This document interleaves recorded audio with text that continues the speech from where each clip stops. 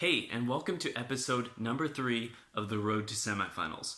If you don't know, my name is Giovanni, and my goal is to make it to the semifinals of the World Championship of Public Speaking in Toastmasters. That's a mouthful. Okay, so in this episode, I want to share with you the results of some research that I've been doing, and if you can't tell, I'm super excited about it because I've spent weeks going over 15 different videos of either champions or second or third place speakers in the World Championship. And what I've done is I've compiled a massive spreadsheet. It's just huge with all kinds of attributes about their speeches. I basically tried to find the common patterns. What were they all doing? What were the things that didn't seem to matter? What were the things that seemed to predict success? And I'm really excited to share some of those with you.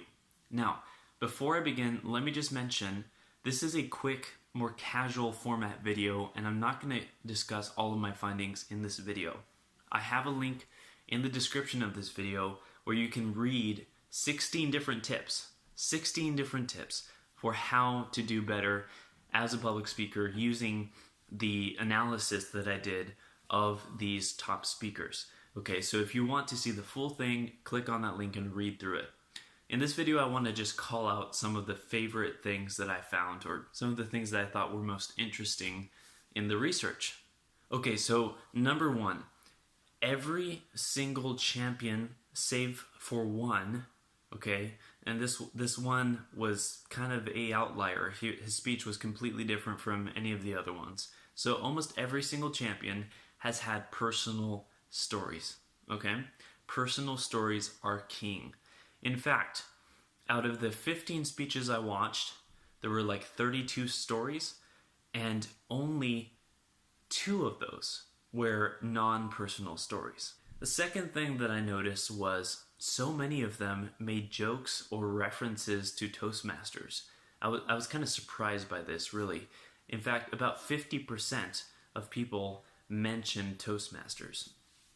Now, the people who got second and third didn't necessarily mention Toastmasters less than the people who won, so it doesn't seem to be a predictor of success in that sense, but it seems like a good idea because it connects with your audience. After all, everyone who's listening to you is a Toastmaster, so it would make sense to kind of pander to them in that way. Okay, here's another one. Third, almost everyone had catchphrases, okay? Almost everyone, actually, I think everyone had a catchphrase. Something that they repeated multiple times. Now, sometimes it was kind of a more traditional catchphrase where it's like, trust is a must, and it's basically trying to give you a lesson. Sometimes it was just something that was repeated in a story multiple times in very similar ways. Like one guy who said, I see something in you, but I don't know what it is. That doesn't really mean much, but it had a meaning in the context of the speech. Okay, I'll give you one last tip.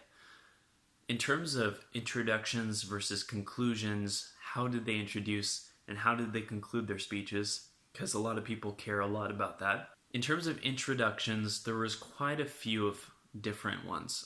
Some people used a prop as a way to introduce the speech. Other people, they just launched straight into it, start talking straight to the audience. Some other people launch straight into a story. So actually the prop and the story introductions are both the most popular, and